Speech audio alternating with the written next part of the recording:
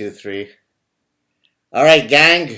Don't say that the Godfather doesn't give you gifts. I've got the grand gifts today. Asra Nomani is here with me.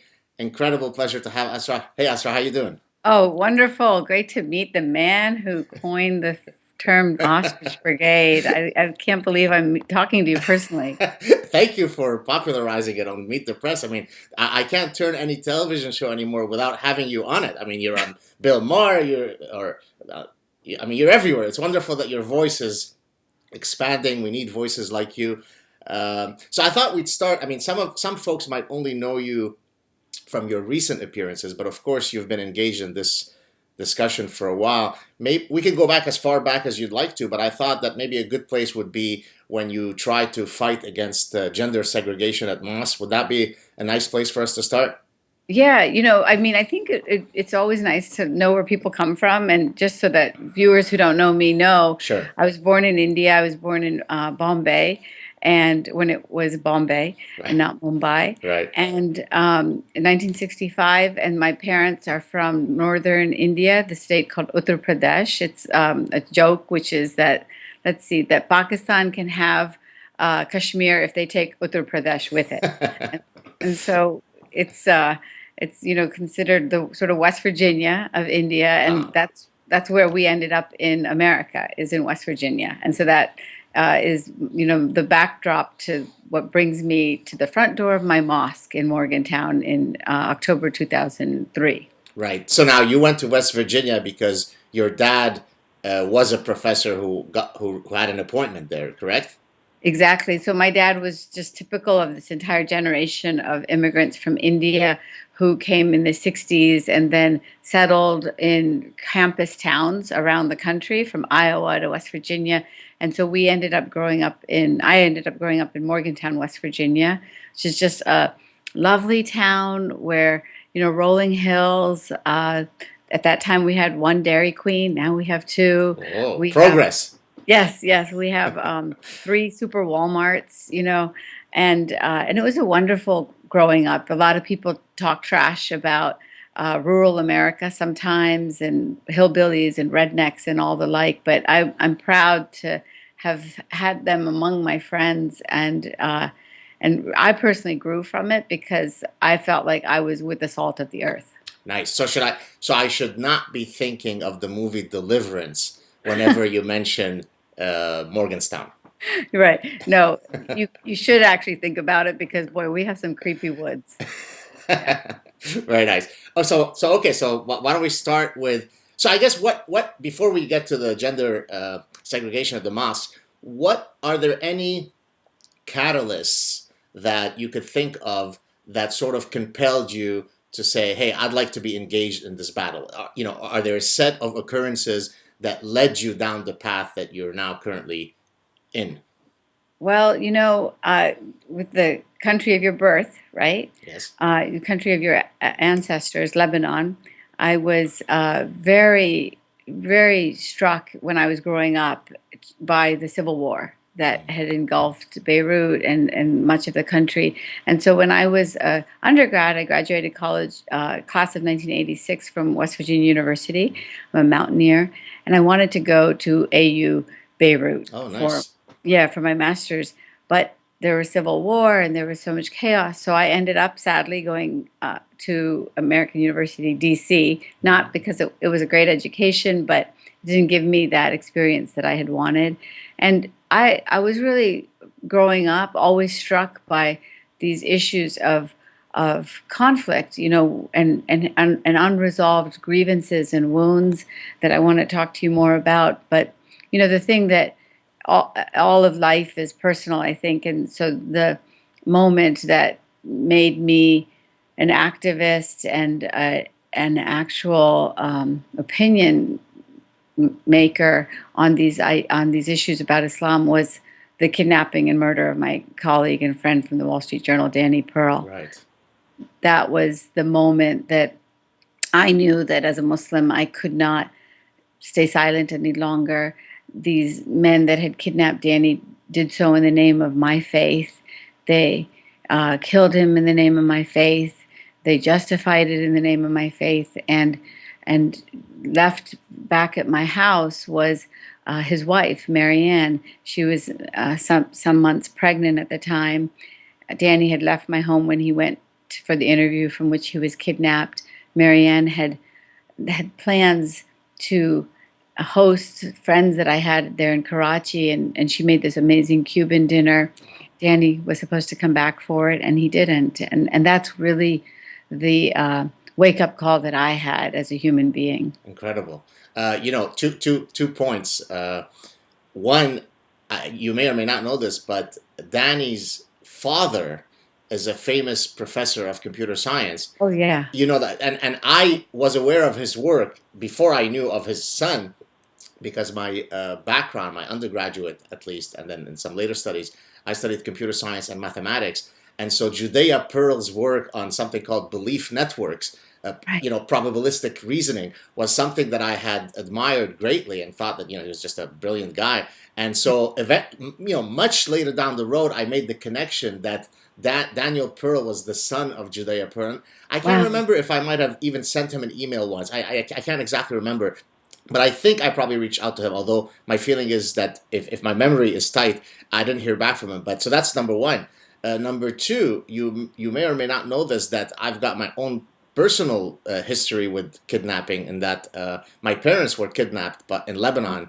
Oh By my goodness, I didn't know. You didn't know that? Okay, so we left Lebanon after about a year of the civil war, because of course it wasn't really a good idea to be Jewish in Lebanon at that point. And but then when we emigrated to Canada, my parents kept going back to Lebanon for the next 4 years because they still had business there, and I guess they didn't completely get over Lebanon. They still loved Lebanon, and so they Yeah. kept shuttling back and forth. And on one of those trips in 1980, they Oh were my they were gosh. kidnapped by Fatah, and Wow. then they disappeared for, I think it was 8 days. And in the context of that region, when you're kidnapped, the likelihood, probabilistically, of you returning is next to nil. But miraculously, we were actually able to get them out. And of course, as you might imagine, some horrible things happened to them and so on. But we were Oh, one of the fortunate ones in that my parents escaped. And incredibly, I just recently sort of realized that I'm wow. currently at the age that my father was at when he was kidnapped. So, Wow. That's so painful. And our lives intersect then, because mm, there I was, it was 1980. I was completely struck by the issues of the Middle East and Lebanon, and drawn to it. And there you were, suffering you're as a right. child, wondering. And I know those 8 days, I'm going back in my own brain, because it was January 23rd. Danny was kidnapped, and we searched for him for 5 weeks. And they say that he was probably killed within a week. Wow. So I know the peril that you must have gone through. Now, here's the Incredibles. Thank you. I appreciate your empathy. During those 8 days when they had disappeared, I actually did not know that they had disappeared. I knew that there were a whole bunch of commotion going on in my house. Yeah. My siblings are much older than me. I have three siblings that are much older. They, I guess, to protect me, had lied to me, saying, "Oh, their mom and dad have some business problems we're trying to resolve." Now, here's the interesting part: a friend of the family, or friends of my parents, who had a son who was roughly my age, would see me in high school. Now, he knew through them about my parents. He would see me going about my business, laughing and being happy, and wondering, why is this guy responding so inappropriately to their disappearance? Of course, he didn't know that I was unaware that they had disappeared. So I only found out the full story after they were rescued. So that's kind of an interesting parenthesis to the story. So how old were you then? So I was 15.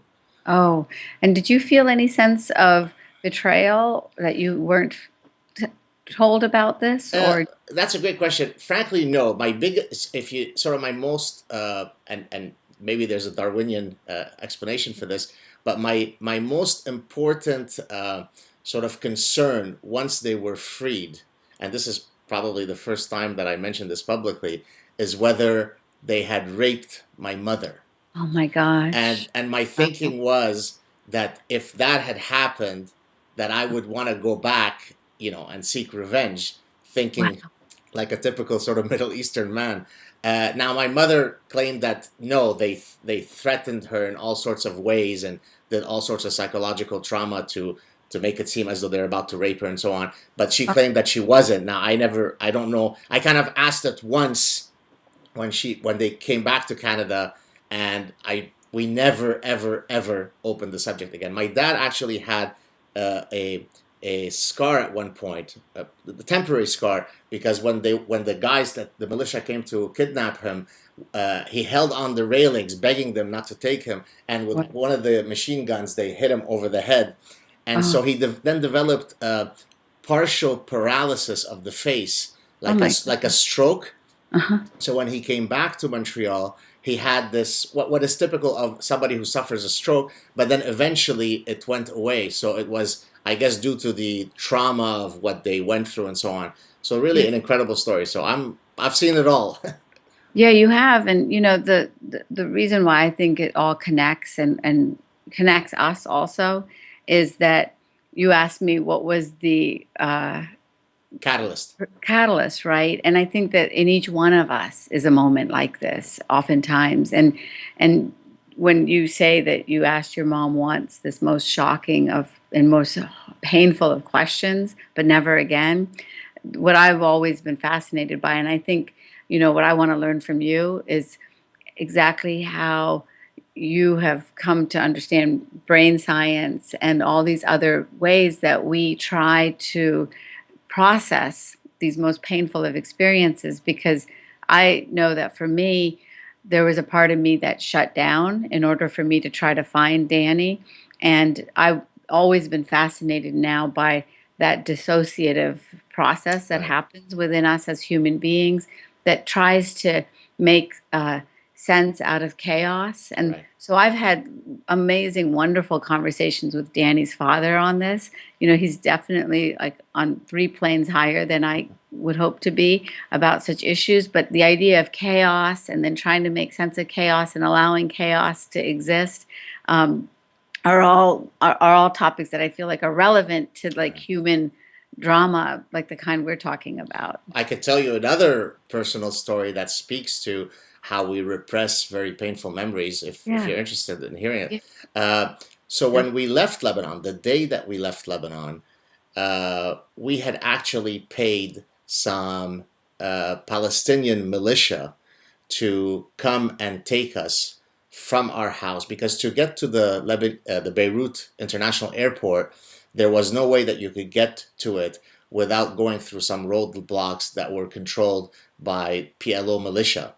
And in Lebanon, you may or may not know, everybody carried an internal ID card where your religion was stated. Right. And so a lot of the butchering that would happen when, a militia group would set up a random roadblock, would ask for people's papers. If you weren't of the right religion, then you were, summarily executed there, right? And so there was no way that we were going to make it to the airport if we didn't have some folks who otherwise might be the ones who are executing us, Right. protecting us, right? And as they're picking us up, you really don't know at that point if they're going to take you to a ditch and kill you.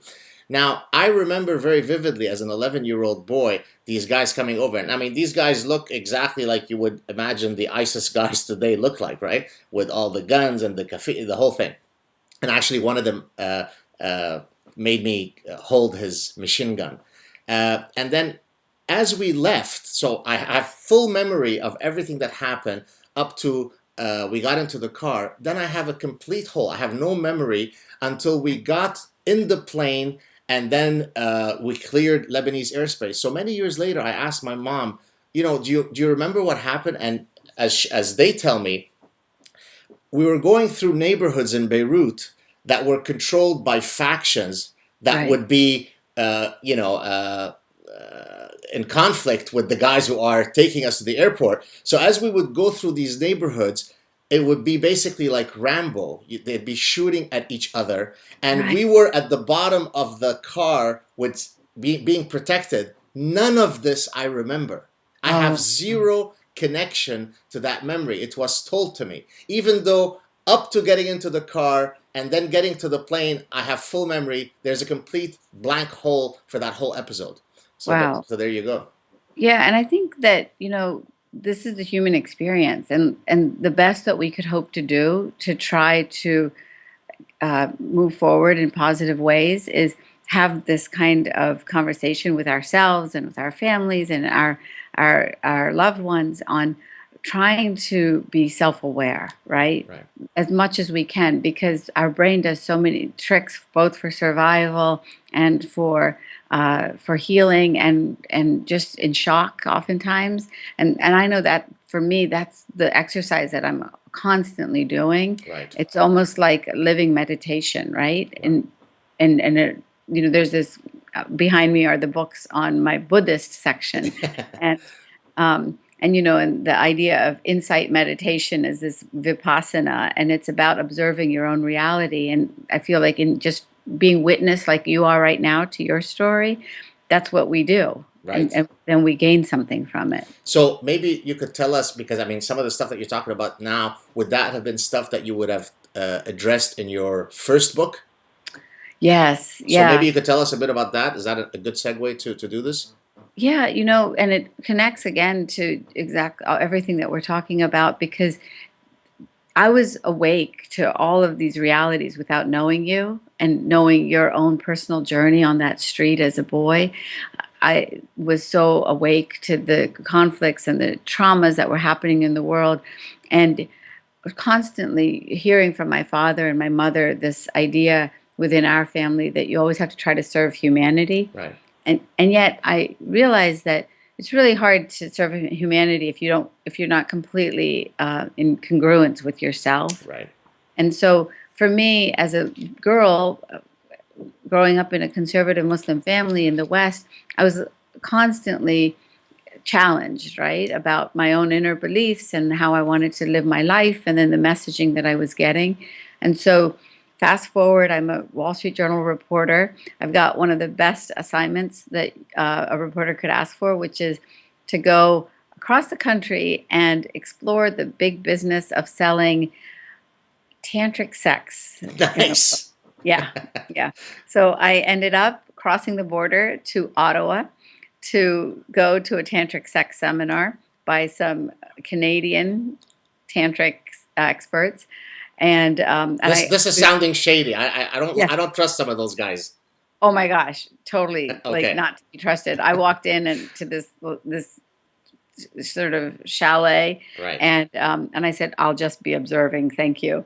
And lo and behold, within hours they have me like playing games with a tangerine that's dangling from a string, and I'm like, "Oh my gosh, what am I doing?" So I end up doing this interesting story for the Wall Street Journal on page one that explored this big business of selling tantric sex. I found Mr. and Mrs. Tantra of America, and got hit on everywhere that I possibly could go. But I maintained journalistic objectivity, and then I got a book assignment, and that was to go explore tantra in India.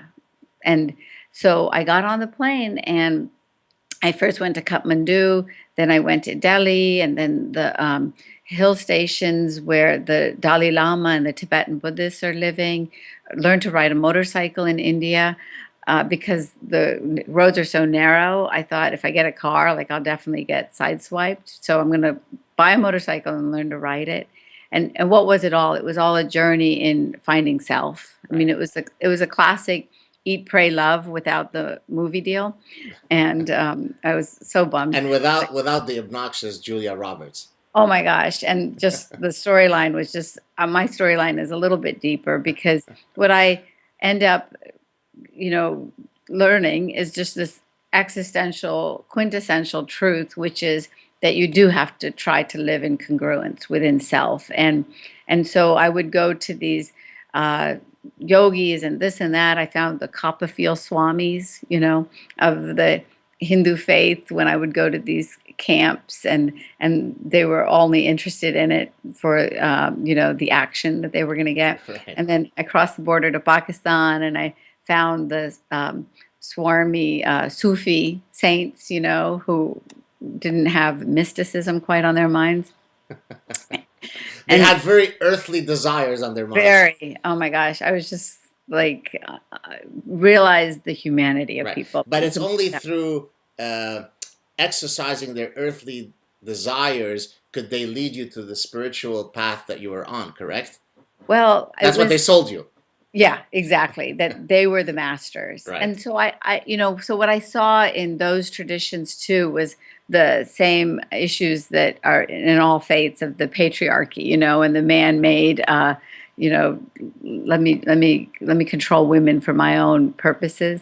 But what I got deeper was this amazing opportunity to go back to my ancestral village, breathe in the stories of my ancestors, go explore my ancestral land on my own, and at the end of it, I ended up really understanding that we do need to know our own inner truths and not just the messages that we get.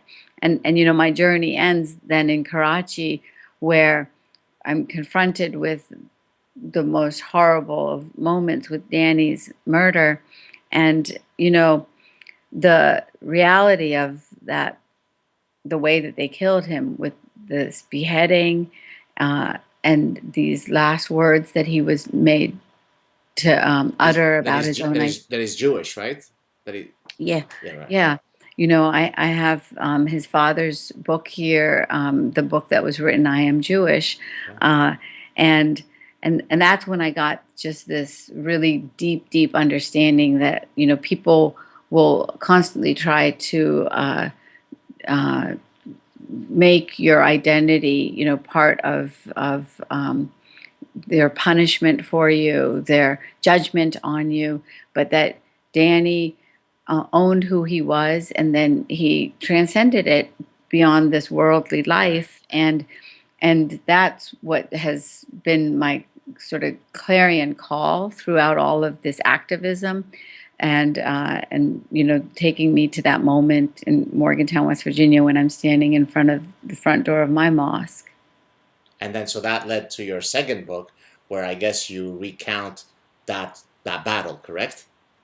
Yeah, the second book ends up becoming my journey into my own Muslim identity. I go, instead of to India for the Hindu and Buddhist pilgrimage, I now go to Mecca for the Right. Muslim pilgrimage, because in the process of my first book, I ended up having some nice intersections with the Dalai Lama, and he being the wise, happy man that he is, I heard him at one point say, you know, instead of trying to find a new identity in another faith, make peace with that which you were born with, Right. that which you were born into. And and I realized in those moments when Danny was murdered, and we learned that he had been killed, that in the foxhole, I turned to my Muslim prayer for protection, and it was in my Muslim faith that I needed to find peace. I came back from Karachi, Pakistan, very disillusioned and very disheartened about the state of Islam in the world and the way it was being expressed by these militants and extremists. And I ended up on this journey with my parents and my niece and my nephew, and this great gift that I had gotten. My niece calls my this great gift my souvenir from Pakistan, because during the kidnapping, I learned that I was pregnant. Okay. My boyfriend had talked about marriage, and we were planning to get married before January 23rd, 2002, when Danny was kidnapped. And then the day Danny was kidnapped, my boyfriend just disappeared because he was afraid that he was going to get caught in the intelligence dragnet. And I understood it, because, like your parents, like ordinary Pakistanis and citizens of the world, folks get kidnapped off the streets in Right. these countries. And so, but of course, that was probably the best phone call that Pakistani intelligence listened in on, when I told him, I am carrying your baby, and he was like, "Oh, okay, I gotta go." Um, so So you never reconnected. Did we you? did. Oh, I like like many many folks, tried the most, tried to put a square peg in a round hole. I appreciate you really talking honestly about your own issue of honor for your mother, because ultimately, in our very collectivist societies, honor is such a part of it. And I loved my son's father, and so I tried all through the pregnancy to reconcile this relationship, but with just just terrible, terrible pain, because it was a bad, you know, dynamic.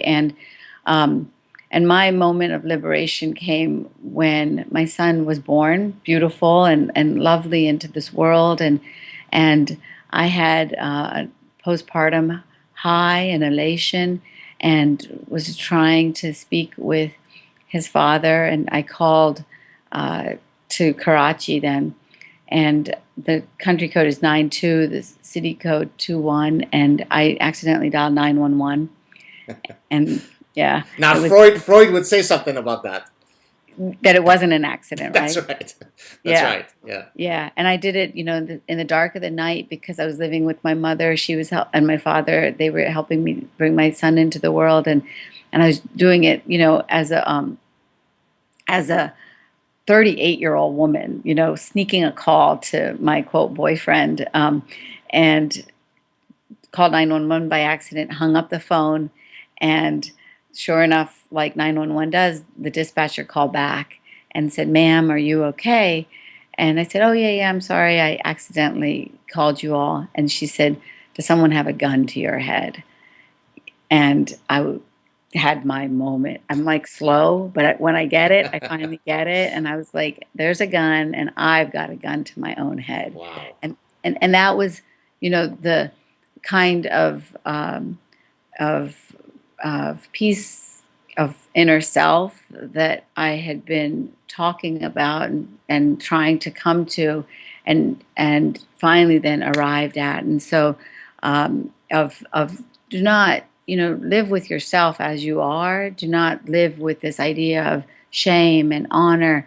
And so from that moment, I didn't try anymore. And then he never uh, contacted It us. was So out. I've never spoken to him since. Now, how did your family, so coming from a conservative background, going on assignment to do a book or an article on tantric sex, then having a child out of wedlock, were your parent? I mean, did your parents rise to the Oh, occasion, or were they very punitive in their response? oh, not at all. I Okay. mean, yeah, my I was afraid to call my parents when I learned that I was pregnant in Karachi, and I told my brother's wife, and she then told my mother, and my mother was so afraid that I had been kidnapped, that that's what my phone call was about, Right. that when I told her the truth, she was relieved. That's And right. Set up yeah, set up a worse disaster yeah, so that when you tell them the truth, then the contrast effect kicks in and they're happy. yeah, Excellent psychology. Very well done. yeah. Not intentional, Not intentional. right? Right. But it didn't even matter, because it was love in her heart Right. and in my father's heart. I it was in Karachi, seeing the way that uh, betrayal expresses itself in the streets, seeing how violence expresses itself, seeing how, um, sadly, cowardice also expresses itself. I really, really came to appreciate just the core principles that my parents had always taught me, of love, kindness, uh, obligation, duty, and that's why I talk about West Virginia so lovingly, also because that's what I grew up around. That Right. you are true, you are sincere and authentic, and in this grand journey that I'd made to the caves and the temples, the core was right there. Right. The core was in just unconditional love, and that was what my first book was called, Tantrika, Traveling the Road of Divine Love. And what I realized, and I thought I was going to find it in some, hot guy out there in, Dharamsala, India. Right. No, it was like in our hearts, like it's Right. in us, and it's in those that are around us. And then finally I saw this expressed in this beautiful baby that came out into the universe, and I was his mother. And so my dad and my mom have constantly, to this day, my son is 13 now, and they are there for me. If I called them the second, my dad would get in his Lincoln town car, and it's not a town car, it's something, or some Lincoln, that Right. he's got, oversized boat, and he would be here. He would be here, within the get a full tank of gas, and he'd be here. And so they support. So obviously, you criticize a lot of Islamic tenets and so on. Do they support that quest that you're on, Yeah. or do you just not talk about it? Oh my gosh, no. We They talk about okay, everything. okay, Yeah. Um, it's just beautiful because I lived like so many children, in any family with that double life, like I was saying, and that is so painful.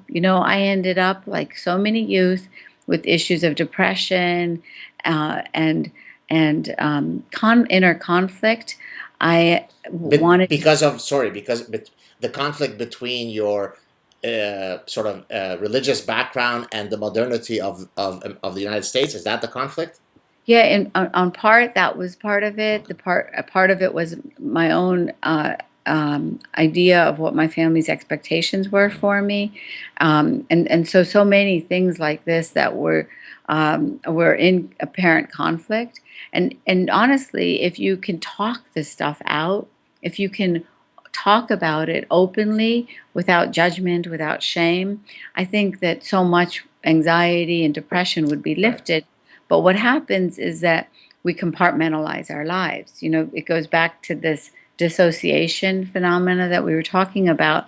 Because even to me, immigration and adaptation, those are all things that can bring great trauma to people. And what if we don't talk about it, it just gets buried. right. We don't deal with it. And so that's what I knew through a lot of my 20s and 30s, just this like sort of separate universe.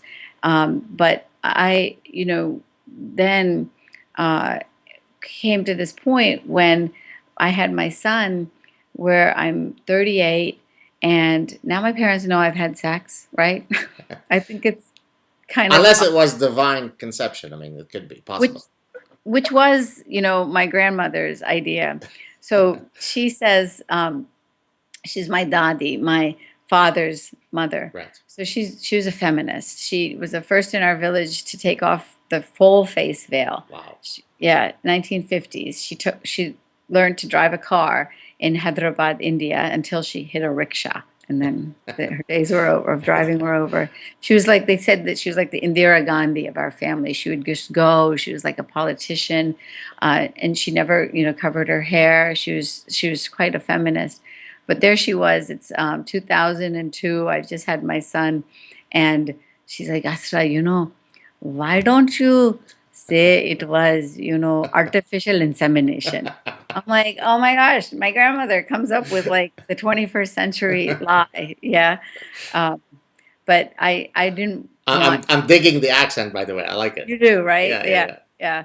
Yeah. Um, and so I just didn't. I tried during the 9 months of pregnancy to really struggle with what is truth, and I realized that if I live with all this shame and lies and deceit, I will just live with this darkness Right. over not just myself but my son. And I was not gonna. When I saw him so perfect and beautiful emerge into this world, I said to myself, I could not have him inherit shadow. Right. Wow. What a wonderful testimony to a mother's love. And my parents' love, Right. because it was they who freed me. Right. Yeah, the issue of honor and shame is something that I've written about. I wrote an article on my Psychology Today blog about the pathologies of cultures of honor and shame. Of course, honor can be used either as a positive term or it can have also very debilitating consequences, right? So, Right. example, uh, in our tradition, and I'm sure it's the same in yours, it's very, very difficult for people to apologize publicly about wrongdoings Right. because that makes you lose face. Now, that's a profoundly unhealthy social dynamic to have, right? Because people who are well adjusted, generous people recognize when they make a mistake. Listen, if I speak curtly to my dogs, then I will hug them and say, hey, I'm sorry. Because I Right. recognize that they are sentient beings and it doesn't reduce me as a person by recognizing that I made a mistake and hence I'm going to apologize to my dog. But in the context of Middle Eastern honor, it is very difficult, for example, for a parent to ever admit a mistake, right? There's always the sort of the Arabic, I never make a mistake. I'm perfect. I'm never wrong, right? Because to Right. admit that you're wrong to your child is to lose face. And of course, that causes huge problems. And I know from my own personal dynamics with family members, it has caused a lot of problems because I don't subscribe to that. I believe that we all make mistakes, and the right thing to do is to own up to it. But if you are pathologically married to the idea that to ever admit of a failing is to lose face, then it's going to lead you down dark paths. And to speak about something like we were talking about earlier, Freud, for example, the notion of going into therapy is very foreign in the Middle East because the idea that you would go see the stranger and publicly Right. to him or her at least, admit to your failings. Look, I'm having sexual difficulties in my marriage. I have anxiety issues. I'm insecure. You never admit to that. You'll go to your grave before admitting that. So there are some really interesting psychological differences in how people from cultures of honor and shame handle certain realities, which in the West we consider to be banal and obvious, right? I mean, Yeah. do you agree generally with this kind of idea? Oh, yeah, absolutely. I lived in the shadow of shame Right, during that entire gestation period for my child, right, and I knew that I wasn't going to be able to survive this world if I continued in that existence, right, and it made me contemplate deeply the impact of honor and shame on our personal psyches, and and I think, and then it started making me think back to the pivotal moment when I ended up recognizing the power of owning up. And my great English teacher in seventh grade, Mrs. Alke, she had given us this journaling assignment. It was 1970s America, and it was just catching on that this was a good exercise. right. And so I would write in there my confessions. There was a TV show called Chips, about the California The high. the motorcycle guys, yeah, yeah. Yeah. So I confessed in there. Oh wow, Eric Oh Estrada. He's yes, yes, cute. Yes, you had a Eric Estrada crush too. I can tell. yes, yes, yes. But I Um, haven't come out with it publicly. But now I right have. now Now you're free. I'm shedding the shame. I am sexually attracted to Eric Estrada. Yes. Right. So I put all this in, the confessions of a young girl, and I lose my journal. I don't can't find it anywhere. And so one day it reappears and someone has written into it, "We read your journal and we Oh, know all your oh secrets." my goodness. And I suspect who she was, but I won't name her here, so I won't publicly shame her. That is incredibly gracious of you. Yes, thank you. Um, but that was a moment when I think in my own inner self, I realized it's best not to live with secrets anyway. Right, It's best to be transparent and to own up, to all that which is within us, even if it's imperfection and perceived imperfection, because it's ultimately beautiful. It's humanity. right. And that's what I think led me then, decades later, to write my first opinion piece, then in the wake of my son's birth, about having him and having him without shame, and believing that we have to practice an interpretation of Islam that does not punish Right. mothers that don't wear wedding rings, because at that time they were planning to stone a woman named Amina Lawal to death in Nigeria for the supposed crime of having a baby out of wedlock. And that's what I believe, just like you, I thank you for sharing that about your own family dynamic because it transcends religions, Yeah, right? yeah. And religious identities, the conflicts, right, that it causes, but it's you and your family that then challenge that tribal inherited assumption of honor. Right. And then you free your generation and then the future generations, I think. Yeah, absolutely. So now, how do we? So, given that honor is so wedded with Islam, by the way, Honor Diaries, the movie the documentary that you're very familiar with, Yeah. I will be having Rahil Raza Oh, on the great. show in a few weeks. So Oh, I'm getting all of the heroines on my show. Basically, everybody's coming on. So yeah. a great honor to have you both on. So how do we get? Because what I often see with Muslim folks that I speak to who are otherwise very liberal, very secular. I mean, exactly what you'd want Islam to be. Yet when you push them to criticize some fundamental principles in Islam that are clearly there, right? I mean, you could do all sorts of mental gymnastics to try to argue it away. No, you're contextualizing it incorrectly. No, you don't speak Arabic. I do. Blah, blah, blah. How do we get those folks to not have the reflex that they've sort of been brought up with, that there are certain things that you simply never should criticize about Islam? For example, Muhammad. I know many very secular liberal folks that both of us would find sort of the epitome of the liberal, person, that once you start poking there, then all liberal attitudes shut down and they revert to a defensive reflex. Is this something that you've certainly experienced? How do we get over this obstacle? Oh, me, I've never experienced that. People are like, "Oh, Asra, you want to challenge our ideas about women in mosque? Wonderful. Let's have a Right, town hall meeting." right, right, right. You want to suggest that the headscarf is not mandatory? Wow, what a great conversation. Yeah.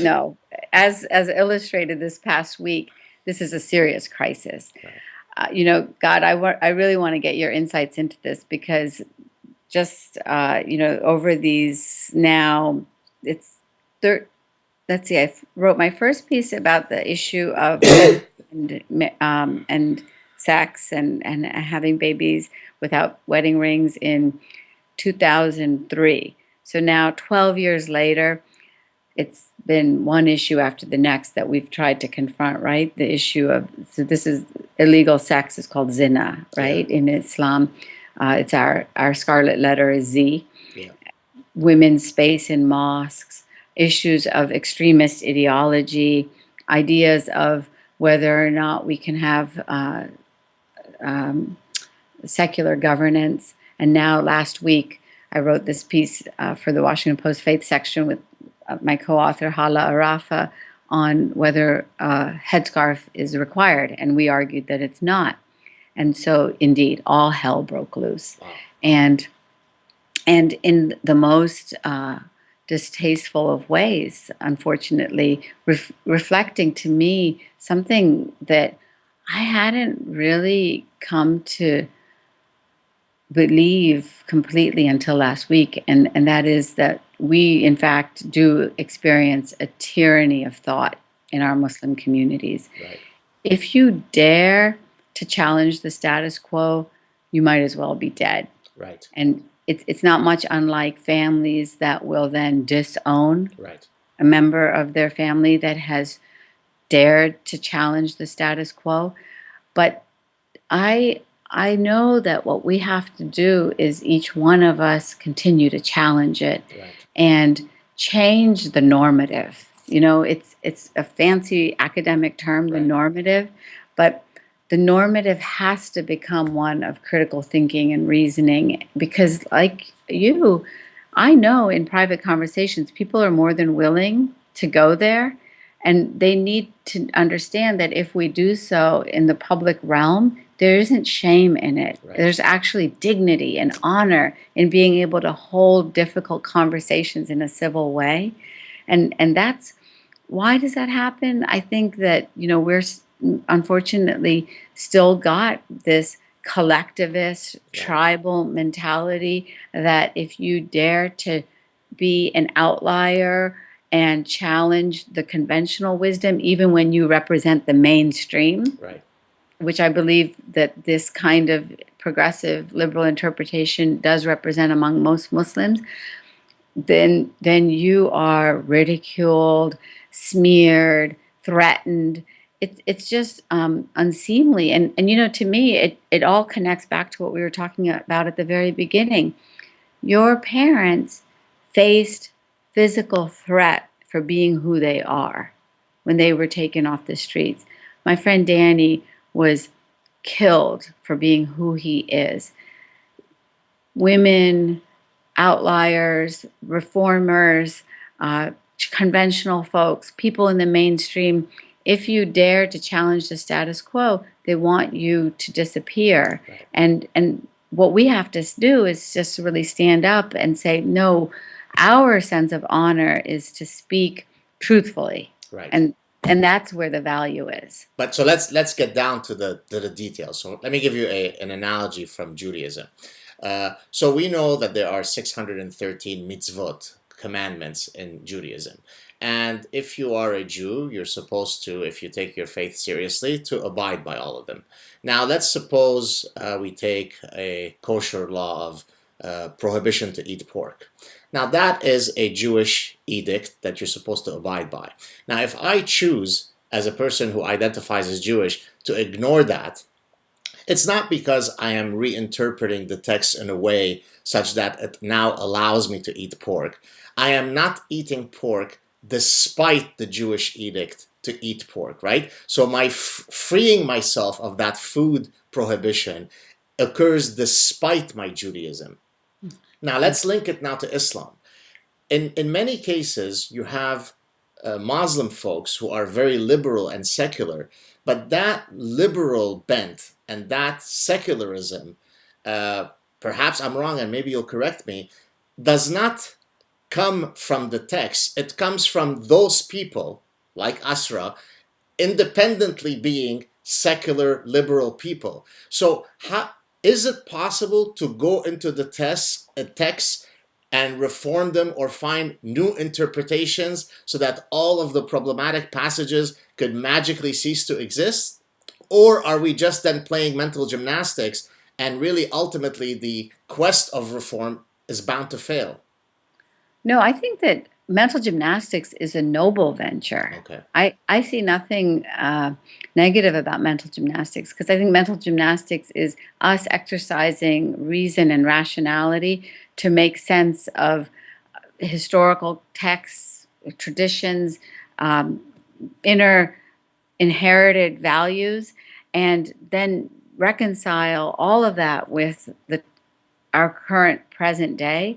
And when the verse that most motivates me and inspires me is our see something, say something verse Right. in the Quran that says, stand up for justice, even if it's against your kin. That's a tough, tough verse on the honor shame issue that we're talking about, Right. because if you stand up against your kin, then this is potentially shaming them. But I believe that, we have this Quranic mandate and to in fact think about the realities and whether we are serving humanity well in the way that we are practicing religion. So, people talk disparagingly about cafeteria Catholics and pick and choose this and that, but that's what religion is. Right. I mean, we're just being really, I think, puritanical, really, if we expect people to just follow every letter of the text that we have.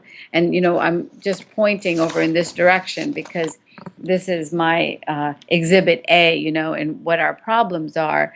The Noble Quran, which is published by the lovely Kingdom of Saudi Arabia. Right. So what they have themselves done is added into this text and their translation their vision of an Islam Right. that they want to see in the world. And so everybody does it. Right. People want to hold the government of Saudi Arabia sometimes as demonic, sometimes as sacred, and the truth lies somewhere in between, right? That everybody is working with the text to try to make it compatible with your current day lives. And it's a war of ideas. And so to me, I hope that liberal progressive ideas will prevail as the mainstream. And what I really, really want all liberal progressive people outside of Islam to recognize is that those interpretations that are in sync with their values are, in fact, what they are best served advocating, Right. rather than being part of the ostrich brigade and hiding their heads in the sand and denying that these issues are incompatible, these interpretations are incompatible with their own personal values. Right. I mean, it goes back to everything that we talked about related to my own, journey of to find divine love. Like, the idea of divine existence on this earth to me is about being able to find compatibility between what we create out in the world and our inner values. And if liberals and progressives want to really be the change that they want to see in the world, as Gandhi said, see the change that they want to see in the world, they have to work with folks like myself who have values that are also compatible with them. And I think that the mental gymnastics is an admirable way to get there. But if you forgive me for pushing the point, No uh, problem. so are you saying that there's enough semantic wiggle room so that any passage or sentence or edict in the Quran, in the Sirah, in the Hadith can be repackaged in a way that it becomes fully consistent with our shared desire to have secular liberal values? Or are there some passages that there are no mental gymnastics by which we could remove the distasteful nature of the passage, in which case we need to come up with some new means of reform whereby that passage becomes null and void? You have a re-abrogation of passages whereby this becomes, in other words, to me, I mean, as somebody who of course knows the Quran and the Hadith and so on, there are passages that are simply impossible to reconcile with our vision of pluralistic, liberal secular values. How do we deal with those passages? How do we remove their power so that the folks who want to take them very seriously are unable to do so? Yeah, like I think that there's just the Old Testament solution to those Okay. kind of problematic passages. You deal with them like we've dealt with the problematic passages in the Old Testament, which is very simple, that they were revealed at a time and place for which they worked, and they don't anymore. Okay. And it's that simple historical context analysis that then makes it, in fact, so that you do not practice those passages today. So that's And the tool that you use to nullify those passages. Now, yeah, if I am the guy from Al Azhar University who then says, no, it is the final, inerrant, invariant, timeless word of God, and what you just suggested as the temporal specificity is untrue, what would you say to that guy from Al Azhar?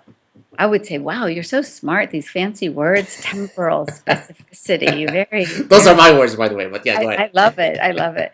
I would say, well, please introduce me to your slaves.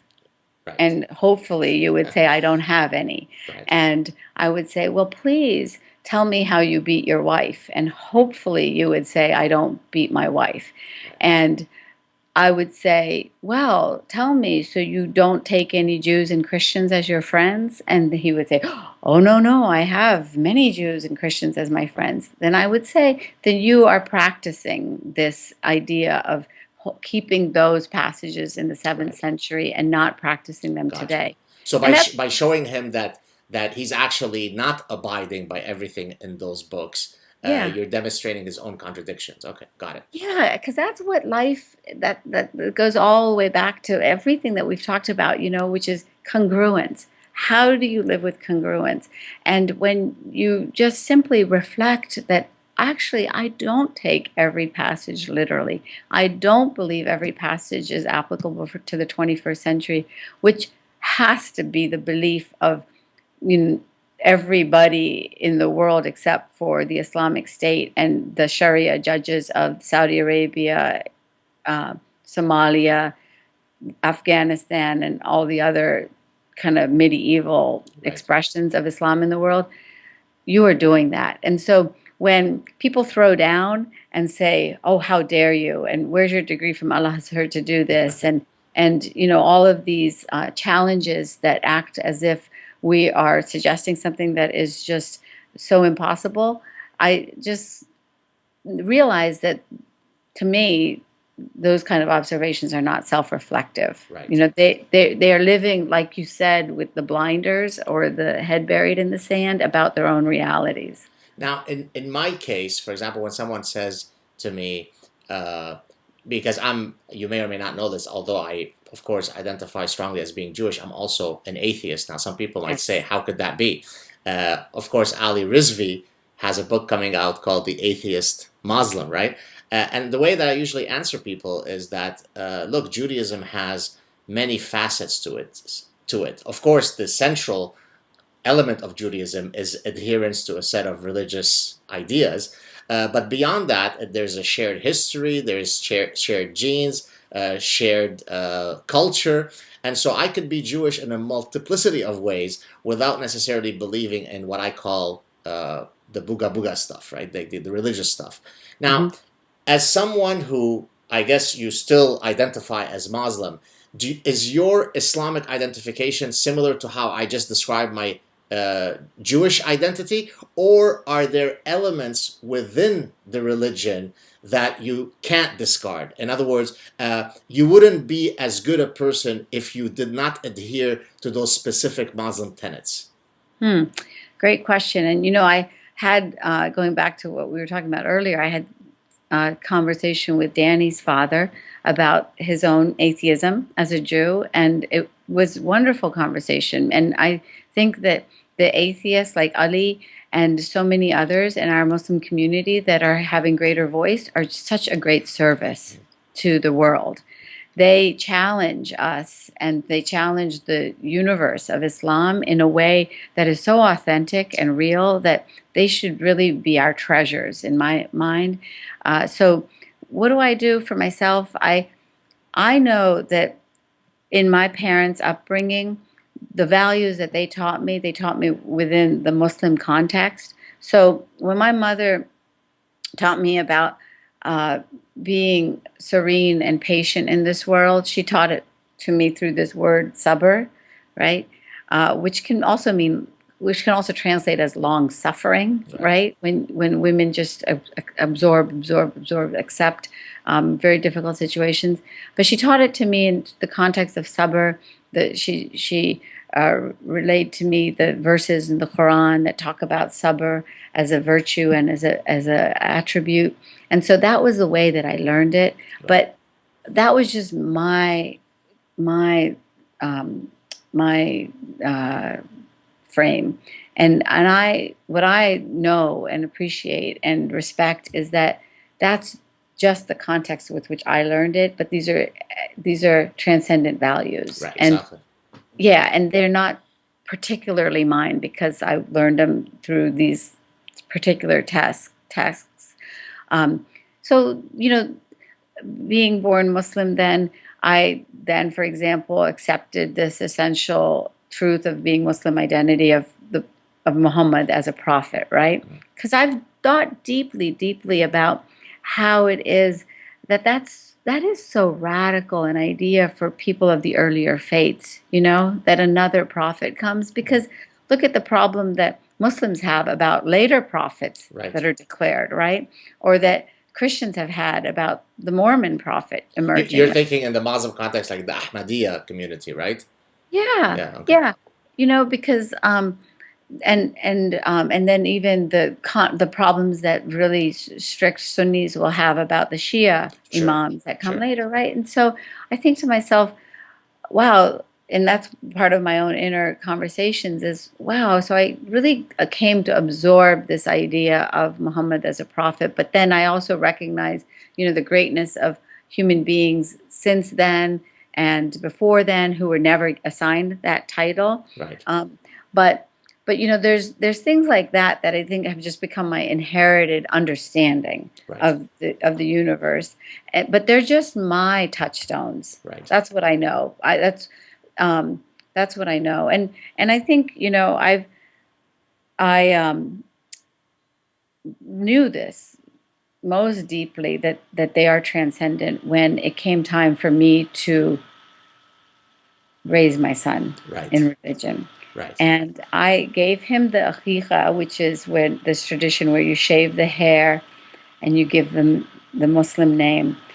And I took him on the pilgrimage to Mecca at 3 months. They say maybe it doesn't count because he was, breastfeeding and Right. not very engaged in the circumambulation except on my chest and the baby Bjorn carrier.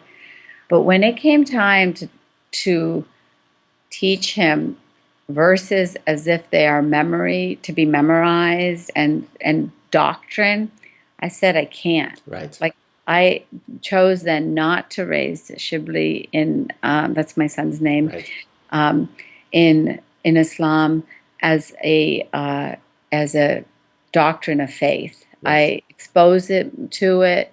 I exposed him to all of the faiths, but I did not want him to have to go through that mental gymnastics Right. himself. I wanted to save his brain power for the exercise of living with those values. And for studying evolutionary psychology by Professor Saad. Yes. Oh my gosh. It is his favorite topic. Is it? Yeah. When I took him to fencing today, he does fencing like every Right. good immigrant kid, right? No Right. concussions in fencing. There was a squirrel that darted, and what Shibli has said to me is, Mom, you shouldn't swerve to avoid hitting the squirrel because you are avoiding the natural order of evolutionary biology. And I'm like, oh, how Darwinian of you. So, we have these conversations. He's 13 now and loves evolutionary biology, Oh, evolutionary nice. psychology, and that's what I hope that he can contribute intellectually, spiritually, with purpose, and not these great conflicts of inner self. And I feel like it's the greatest gift I could have given him. So if he were to come to you in 5 years and say, "Hey, Mom, guess what? I'm not Muslim. I'm an atheist," you accept it, no problem, or are you disappointed in your inner self? No, he's already said Oh, he's that. already said, "Okay, wow," Yeah, and you're yeah. 'Cause fine with it. I chose not to raise him Muslim, Okay. and so I'll tell you, I'll let you in on our adventure to Jerusalem. Thank you. Yeah, we went to Jerusalem earlier in the year, and we went to the Western Wall. We stayed at a nice church community right at the King David Gate. And then I took him to Al-Aqsa, the Dome of the Rock, Of course. and it's like a virtual screening that you have to go through. One time when I went without him, and I had a backpack on, like signal of foreigner.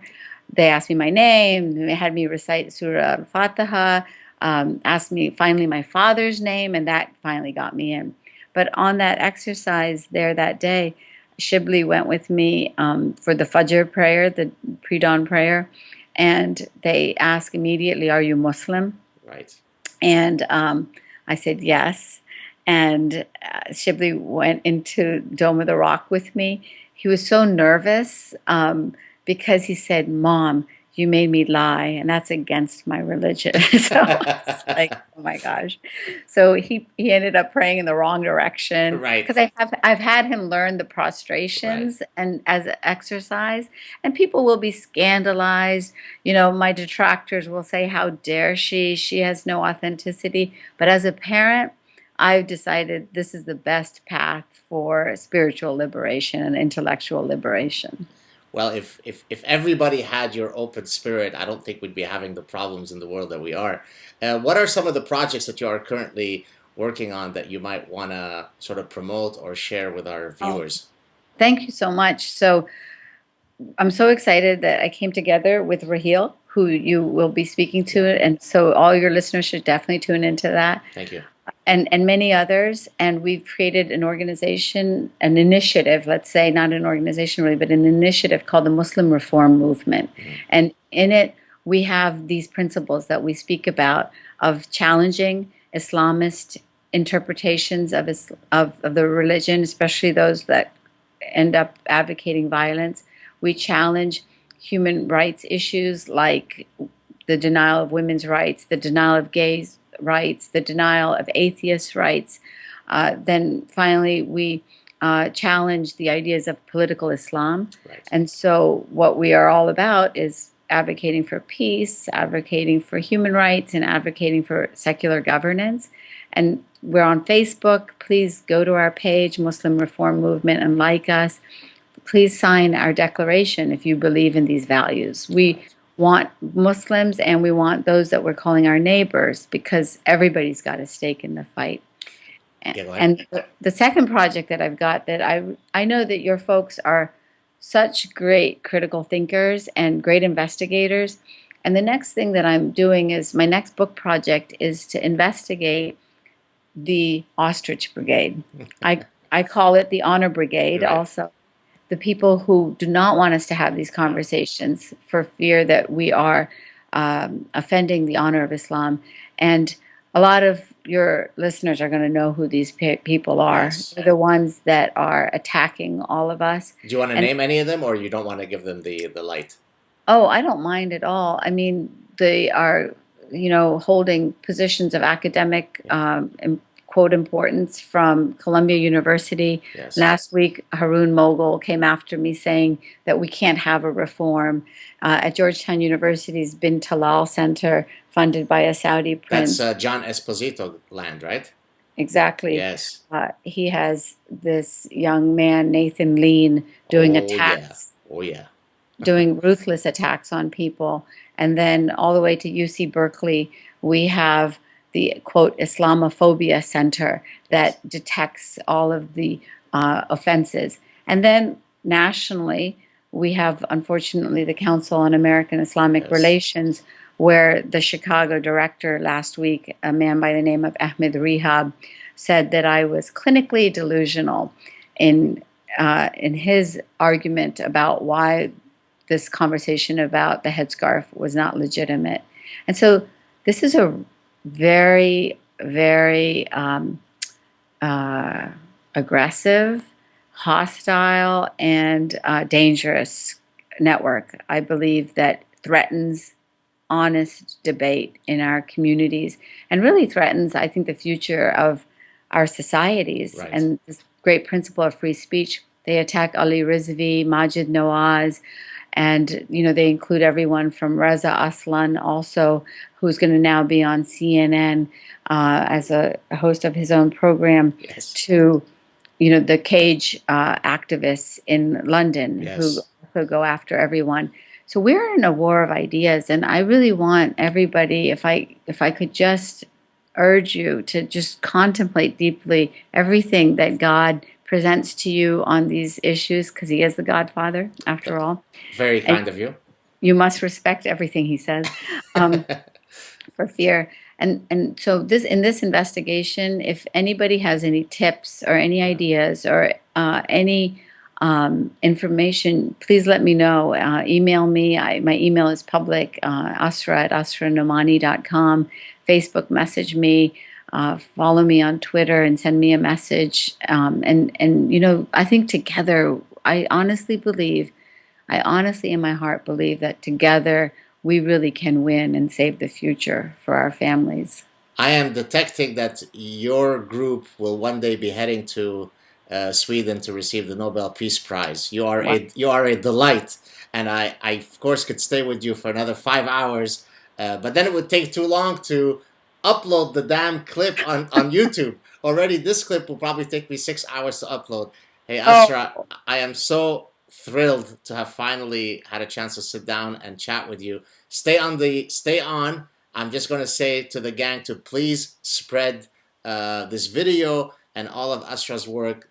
She epitomizes the type of voice that we need in this great battle of ideas. Thank you so much for being with us, Asra. Any last parting words? Yes, I'm going to bring my guest star here. Okay, show me. Come here. I think I know who's coming. Yes. Here. Uh-oh. Uh-oh, now So, your prayers have been nullified because you've been in contact with Najas. Haram to have the dogs. so, as many of your viewers may know or may not know, there is this supposed hadith that says that angels will not visit a home in which a dog lives. Now, how could you possibly look at this beautiful face She's and gorgeous. think that this isn't the divine expressed right here? And so I just bring her as my testimonial. She's obviously very bored by everything that I'm saying.